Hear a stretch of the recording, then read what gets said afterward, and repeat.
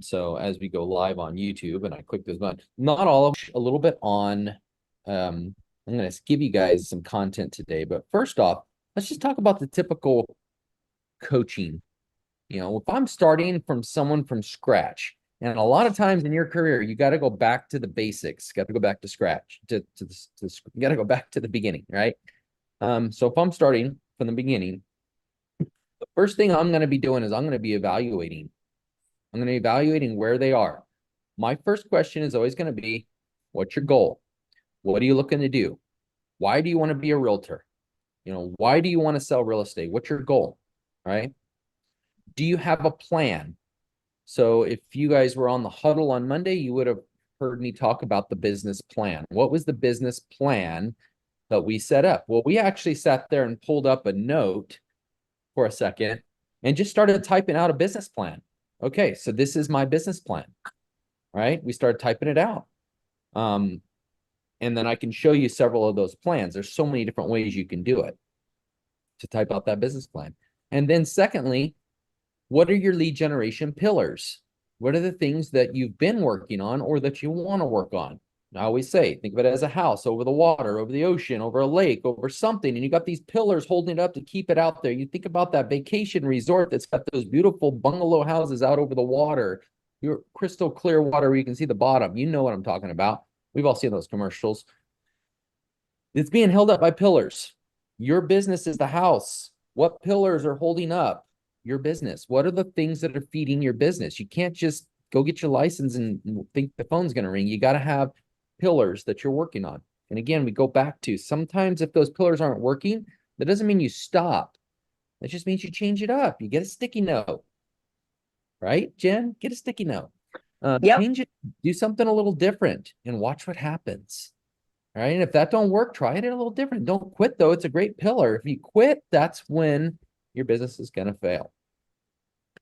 What are your pillars, your lead generation pillars? And then knowledge about, you know, your profit goal. What are your goals? So here's the deal. Excuse me. If I'm just focusing on the next escrow, that next escrow is never going to come. Very rare. Okay. If I'm just focusing on the next escrow, where is it? I'm focusing on a lag measure, not a lead measure. I'm focusing on something I don't, that I'm never going to get if I don't focus on the pillars that are going to get me there.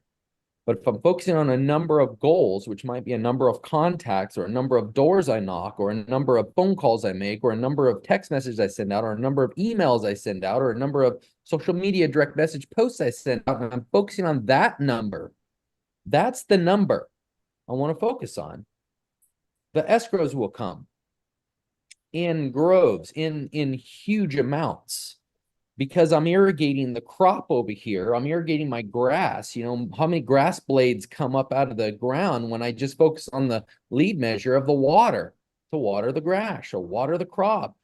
You know, if I don't water it, it's not going to grow. So I focus on those tasks, those pillars of my business. Now, guys, this is just coaching call number one. That's it. This is coaching. Coaching call number one. I'm going to focus on a goal, business plan, pillars. What are they? What's your profit goal? How much do you want to make? What is your numbers goal? How many you want to close this year? What's that goal? Now let's break that down to how many lead generation pillar items, how many lead measures I have to focus on to be able to get that lag measure goal. I want more lag measures, but if I focus on that, on the next escrow, and the fact I have nothing in escrow right now, or not even a buyer I'm out showing houses to, or a listing I can market to, every one of your brokers have a ton of listings within the brokerage. So guess what? You have listings right now. Every one of you has listings. You may not have your sign out front, but you all have listings. So stop saying you don't have listings, because listings bring more listings. So get out there, do some open houses, circle prospect around neighborhoods, call your SOI, get on social media, let people know, ask that agent, can I use your listing to share to my social media? They probably will. 99.9% of the time they will. I've never had anyone ever say no.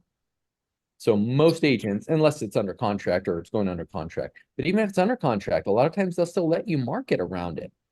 You can still go door knock around it and say, hey, our company has this listing across the street. We're working on trying to get a buyer for it. Do you know of anyone wanting to move into your neighborhood? That's how you get the conversation going. So every one of you has listings right now.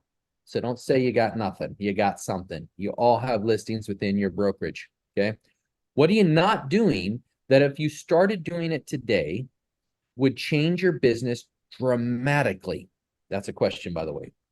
What are you not doing that if you started doing it would change your business dramatically? Again, this is coaching call number 1. And I'm going to get into coaching call number 2. Well, I'm not even there yet. So if you have listings, you can do price reductions on your listings to use that as marketing. You can call your old leads engage. You can do open houses. You can call raving fans. What are raving fans? Those are people that know you by name. Those are your SOI. Those are the ones that are going to refer somebody to you. They need to know you're there. Call every client that I've sold a house to in the last year and ask for a referral. That is probably a huge fail in 99.9% of agents out there because they say they already did it. Okay, then start over. Because if you already did it, how long did it take you? 30 days? Okay, it's time to call them again. Or it's time to send them some sort of maybe set up an e-listing alert around their home they live in. Doesn't matter if if they own the home or they're renting it. Set them up on an e-listing alert around their home. Organize your contact database into your SOI. Organize all your contacts in your SOI database. What is your database? That's your CRM. I don't get into CRMs until probably the second or third coaching call. What is your goal right now? Where do you want to go? Identify. So these are the recap items. I want to know where they want to go. I'm going to identify the next couple calls that we're going to have because then we're going to be focusing on those calls. And what do you do to get business now so we can keep things moving on? What's something you can do to get something today?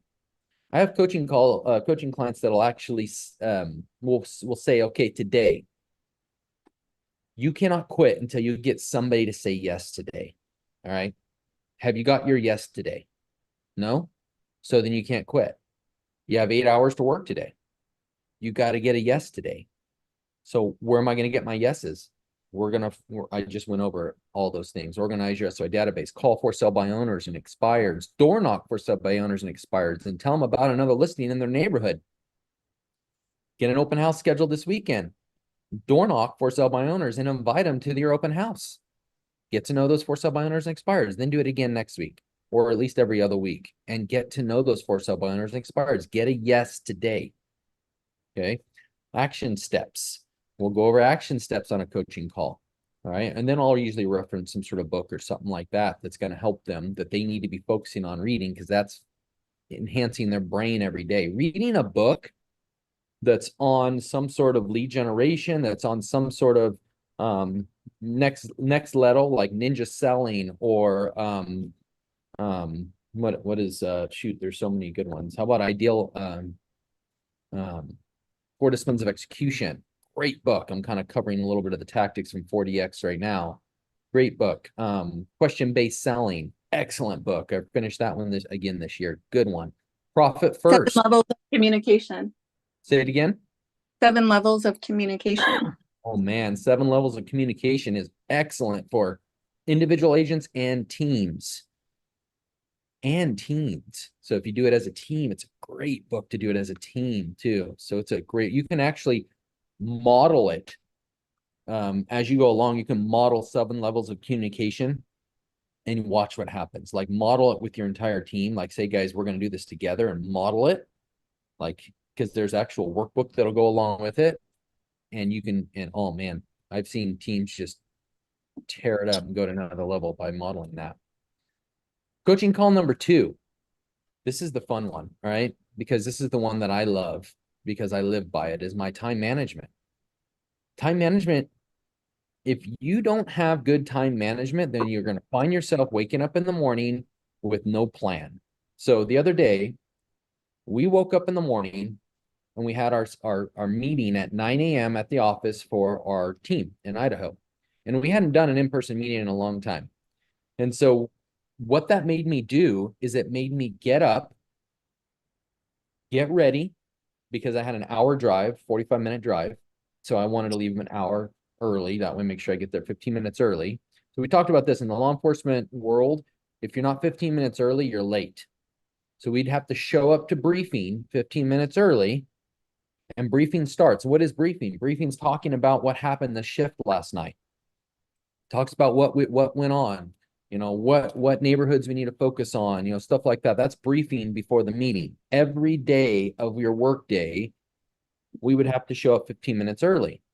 Okay, so that's still instilled in my head as a retired law enforcement officer is I want to show up 15 minutes early. So I was going to leave at 8 o'clock. So I had to be at the meeting at 9. So I wanted to get there 15 minutes early, which I did. I actually got there almost 25, 30 minutes early. Actually, a lot faster than I thought I would be. But what happened, guys? I had a meeting to get to. So I got up early, got on time, went to the meeting. We hadn't had an in-person meeting in a while. So this was like exciting. I wanted to get there. That's what every day of your job needs to look like. That's your time management. If you're waking up in the morning and you have no plan of when to start your workday today, you've already failed. If you have no idea what you're going to do this whole week, you've already failed. So, and this is like probably preaching to the choir to some of you, but I'm going to ask you the question is, I've said this before, are you doing it? Are you actually doing it? Are you actually managing your calendar? I've said it this way, your calendar is your time card. Are you making your calendar your time card? Are you clocking in and clocking out? If you're not, then you can't say, oh, I've heard this before. You're not allowed to say it because you're not doing it. You need to listen. I actually have a cup that a coaching client sent me that says, whenever it fails, do what Sean told you to do in the first place. Is what it says, something like that. My goodness, time management, guys. You got to have your time clock set. This is a job. You are the boss. Actually, this is the job. You're not the boss. You're the employee. Your calendar's the boss. Make your boss put you to work. Just like as if you were going and working at Starbucks. If you're going and working at Walmart, if you're going and working at Costco, Lowe's, you're going to have to show up on time. So if you're not showing up on time, if you're not ready, you got a problem. And I'm telling you, 15 minutes early. 15 minutes early is your prep time to prep for what you're getting ready to do. Now, I was talking to Hugo, our inside sales agent, our client concierge, and I asked, I had this talk with him about it on Monday. And he said he listens to the radio before he gets started. He puts his headset on. So I always have my headset right here in my pocket. They use these Beats, but I've had so many different headsets over the years. But when I put these in my ear, it's time to work. Okay, this means it's time to make some calls. It's time to go to work. It's time to hit that calendar, follow that time managed, time blocked calendar, And so first 30 minutes might be me doing social media 10-10-5. You never heard of 10-10-5? It's an amazing way to keep control and to work your sphere of influence. I'm sorry, your sphere of influence on your social media page to wake it up. 10-10-5. Okay. And then you do a post. So that first 30 minutes might be doing that because that shouldn't take very much time. 10-10-5 and a post, maybe 45 minutes in my first time in the day. Okay. So whatever my time block calendar is, 15 minutes before, you're getting your mindset right, getting ready. Could be meditation, could be prayer time, giving it up to God. It could be listening to the radio. It could be anything you want. But then you got to start on time managed, time block calendar. Put your headset in your ears, be ready to work. Okay. This is a light switch for me. When I put these on, it's time to work. It's hard for me to focus on outside stuff. Sometimes my family comes in, tries to talk to me, and I have my headset in. I'm like, all right, hold on. And I got to take my headset out. All right, now I'm got my attention. It's how it works. Okay, so time block calendar. Have a light switch that turns it on for you to get started. All right. Running a business like a business. Okay. Used to be said, run your business by design, not by default. Design your business out. Don't just run it by default. What does that mean? Running it by default means I'm just kind of waiting for something to happen. I have nothing that's driving me and getting me excited. Running it by default. Running it by design means I'm designing my days out, segregating my times and getting it going. No matter how much we sell, if we're working 100 hours a week, we're winning. Now that's the mindset. no matter how much we sell, no matter how many I have in escrow, no matter how many listings I have, it should not be enough. I had some people reach out to me this week who have one listing and they're so focused on that one listing because maybe it could be priced too high. Maybe it's just not getting any showings in the door. And they're talking about that. I'm like, okay, that's good, but that should not take up your whole day. Okay. It's time to make a price reduction. Okay. Or sometimes a price increase. Great. Now let's move on and get another listing. Are you working 100 hours a week? Because if you are, you're winning. That's all in your mindset. If you're not working 100 hours a week, if you're not working at least 40 hours a week, 40 hours a week is a I'm not going to say a dead end job. That's what I was thinking of saying. It's a job that's where you got to go clock in and clock out. Real estate business owners or any business owners out there typically work 100 hours a week. Sorry, it's the job you got into. We work. But guess what? I used to farm right out of high school, and we called farming a way of life. Real estate is a way of life. It is a way of life.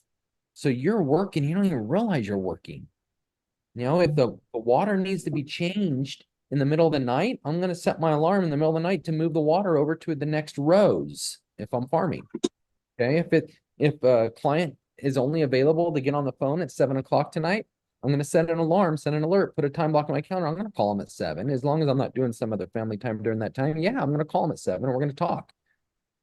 That's the best time they have to talk. So 100 hours a week is a typical week for a high producing real estate agent. You're not focusing on one little listing you have. You're using that listing to get more listings though.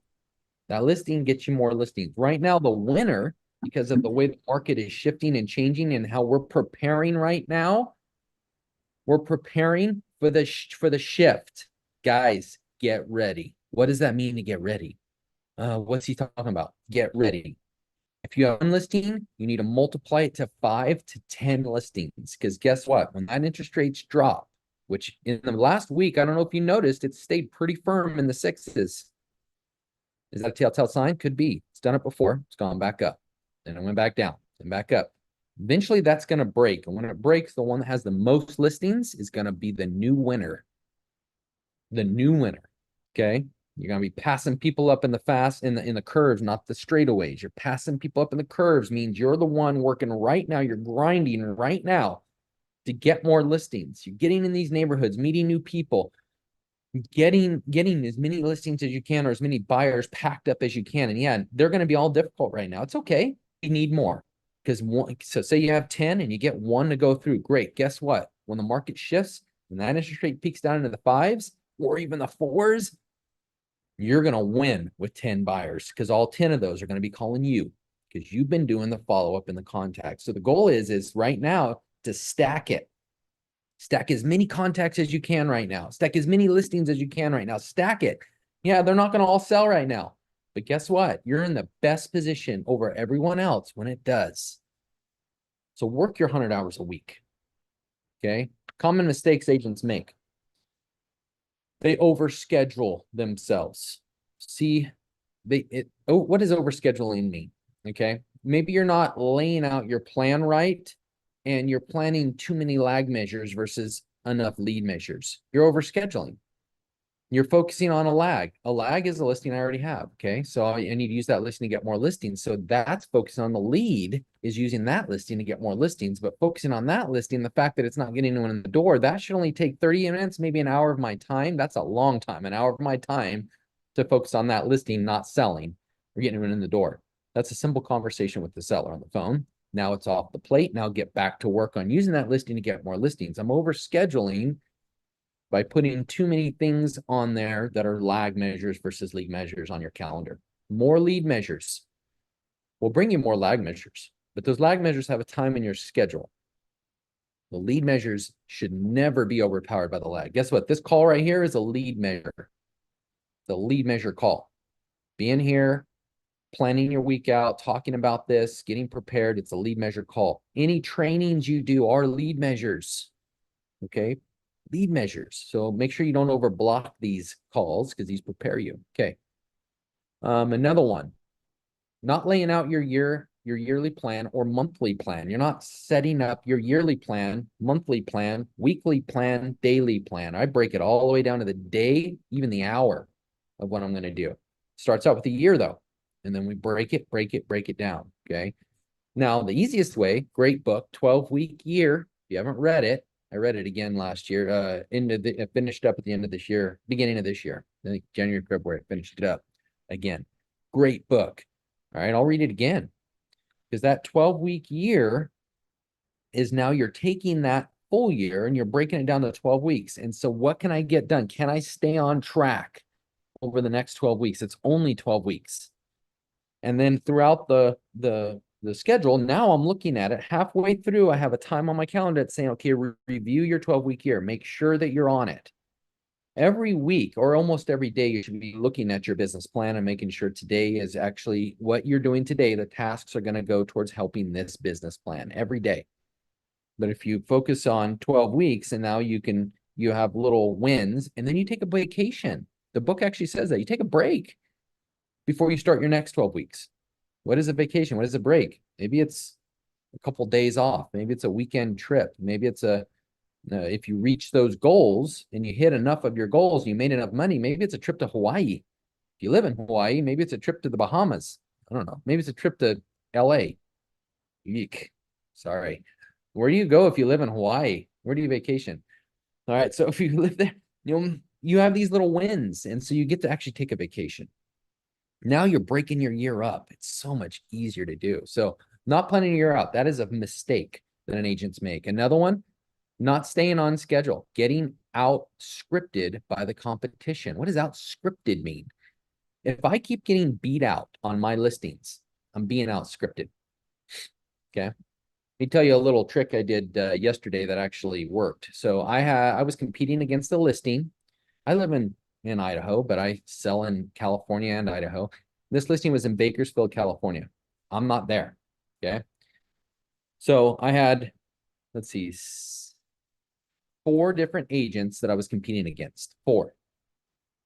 I know this because this lead source sends it to 4 different agents. Okay. And so right away, I told them, because I'm not there to quickly get an appointment, I said, so here's my suggestion to you. You're going to be contacted by 4 different agents. Okay. So my suggestion is to not meet with any 4 of them. What about changing the game? You're supposed to meet them right away. Sean, what the heck are you saying? No, I told them, don't meet with any of them. I said, instead, have every one of them send you an email of where they're valuing your home. And then from there, based on how that email goes, choose to talk to choose to meet with your top 2 agents. I think I told her something like that, or your top agent. Maybe I said, just meet with your top agent from there. She was like, that's great advice. Thank you so much. Yeah, my phone's ringing off the hook. She was like ignoring these people. But I sent her a simple text saying that, and she actually talked to me. Thinking outside the box, doing something a little different. Okay. So then I sent her an amazing, powerful email filled with comps and advice and, very professional, like I'm the professional that I am, to tell her what to do. And I sent her a beautiful seller brochure. I talked about how I'm an agent in multiple states and how I can actually help her because she's moving to Washington. I can actually help her over there as well by, getting her in touch with one of my partners. I mean, I basically was just filled this email with amazing content. And it was in bolds. I had things highlighted. I had things, highlighted, how you can use a highlighter on an email and background highlight. I had things bold. I had things looking good, looking sharp.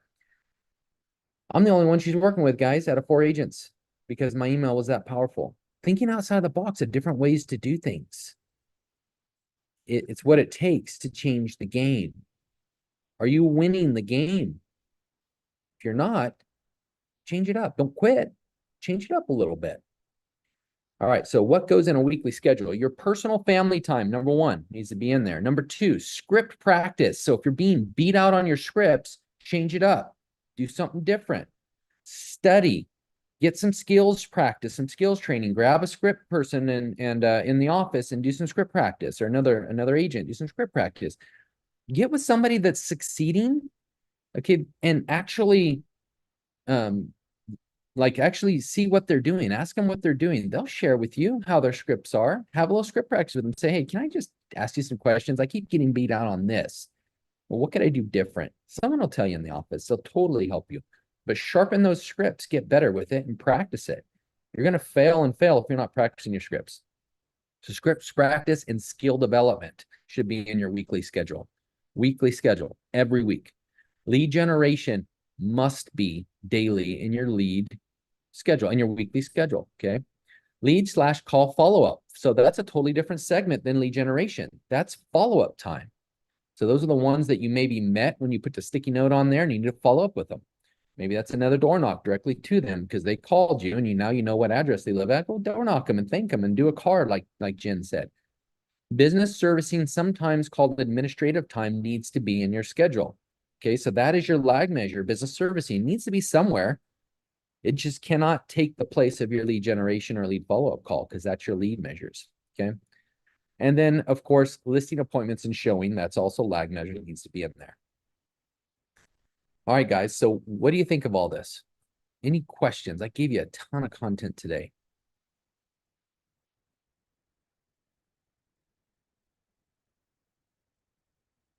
I went over the first 2 coaching calls today. I hope that was good.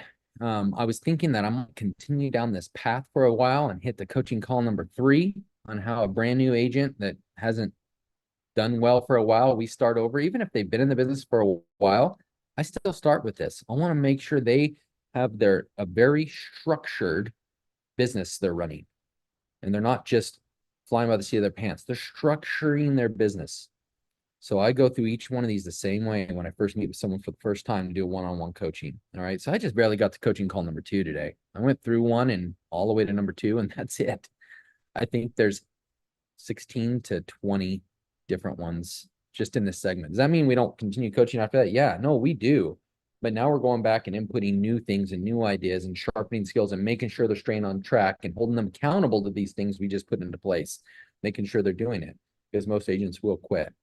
So then we get into, all kinds of fun stuff. So I'll keep going through this each coaching call. We'll make sure we hit it all. So, all right, guys, that's all I got for you today. Have a great week. Go get it. Get that calendar in order. Get it structured. And go get it. Talk to you soon. Thank you, Sean. You're welcome. Thank you.